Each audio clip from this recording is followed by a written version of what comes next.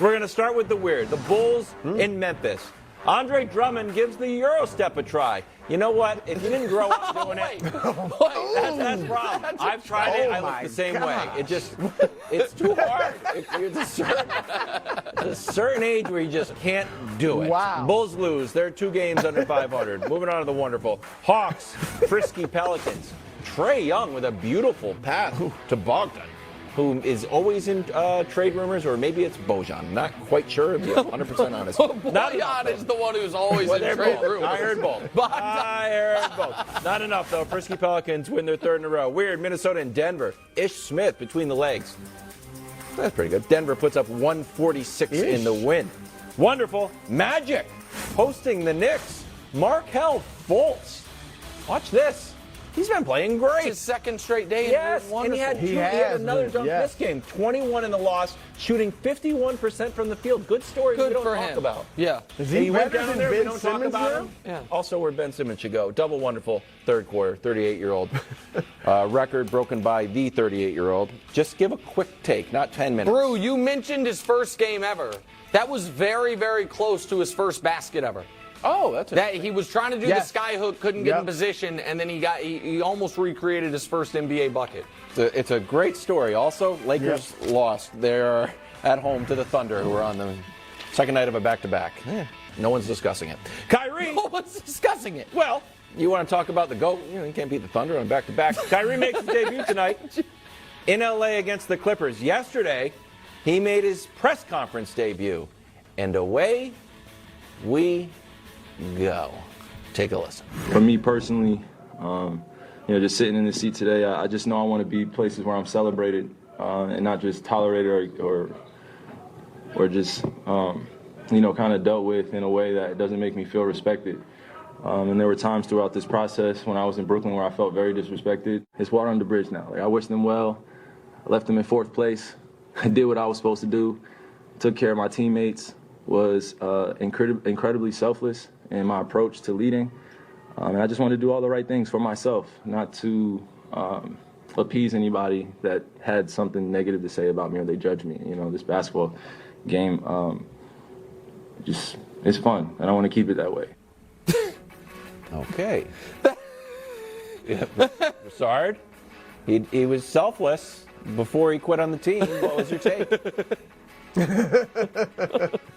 Yeah, look, I'm going to try to tread lightly because I know this is Nick's guy now. And he's Team Kyrie, so let me try to be careful with this.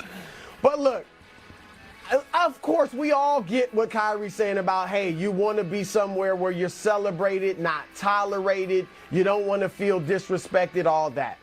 But here's my problem. It goes both ways, Kyrie. He did not even acknowledge the things he has done to create the issues and the fissures that were there in Brooklyn. It was disrespectful to take a week off just willy-nilly for nobody knows why, right? To do it a couple times, all right? It was disrespectful when after you created this controversy earlier in the season with the anti-Semitic, documentary and all that stuff, to not even return the text messages of the team owner who's paying you millions of dollars. You think he felt respected? You think he felt valued because I'm paying you so much money and I'm trying to help you out right now and you're not even returning my text? I mean, that is the problem. The lack of self-awareness. I'm fine for Kyrie to be like, look, I made some mistakes. I think the Nets did some things wrong, and the tension was it wasn't good. The relationship had soured. I needed to move on. But he wouldn't acknowledge his own part in the situation, and that is what is so bothersome. It's gone. And so, that's my take. So, we did not get to the first game of Kyrie on the Mavs before we got to the moment where the Mavs front office looked around and said, "Oh boy, this might we might have got ourselves into a bit of a pickle here, boys." Brew said lack of self-awareness. So this, to me, Wild, speaks to the importance of having the right people around you who have the ability to tell you when you're in the wrong. We all need it. In fact, for the three of us, and I'm not speaking on Kyrie's personal relationships. This is just the three of us. I think that person for all of us is our wives, who have no problem if they think we're acting a fool, or, in Wilds' case, his television star ego has gotten way too big for the room. Fair. They're like, okay, calm down, take the kids to hockey practice and come back home. Like, it does not appear Kyrie has anyone in his life, Wilds, that can say, hey, man, some of this is on you. In fact, a lot of it's on you. And here's the worry, because I think we also, all Wilds, have known people that are this level of delusional. That there's always mess and disaster in their wake, and yet they don't ever think they are the common denominator. For those people in my life that are like that, the only thing that has made them realize it is their life actually going disastrously. Them losing a job or losing a relationship. Kyrie's talent is so overwhelming that he's not going to hit rock bottom. There's not going to be a self-realization moment of, wait, I've mishandled nearly a decade of my career now, with no reason to.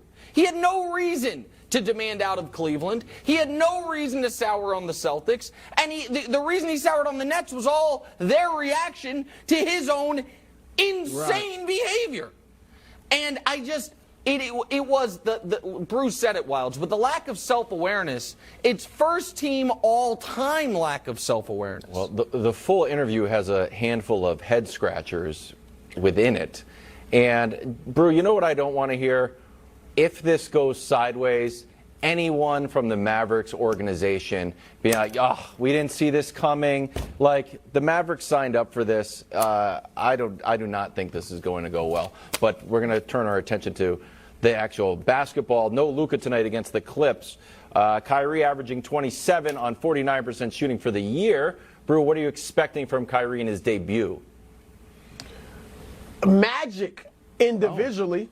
I think he'll be fine. I think he'll get 27-ish points. I think he'll have some wow moments in a loss.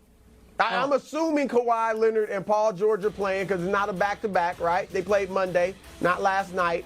But I think the Mavericks will lose and Kyrie will look great individually, but there will be no chemistry or anything like that, Nick. That's what I'm expecting. I actually think the Mavs can win this game. I mean, Luka's career numbers, mostly in the playoffs, against Kawhi and Paul George are stunning with how well he has played individually against this particular team. They've never had an answer for him. And I do think, listen, the odd thing. But Luka's out, right? Luka's out? No. You know what? That's a fair point. I got excited about the Kyrie thing, so I agree with you. You're correct on that. I was thinking about my Mavs and Kyrie when they come together. You're right about that. I'm focused on LeBron's record chase and the Mahomes Super Bowl. So that's a bad job by me. In that case, you're correct on that.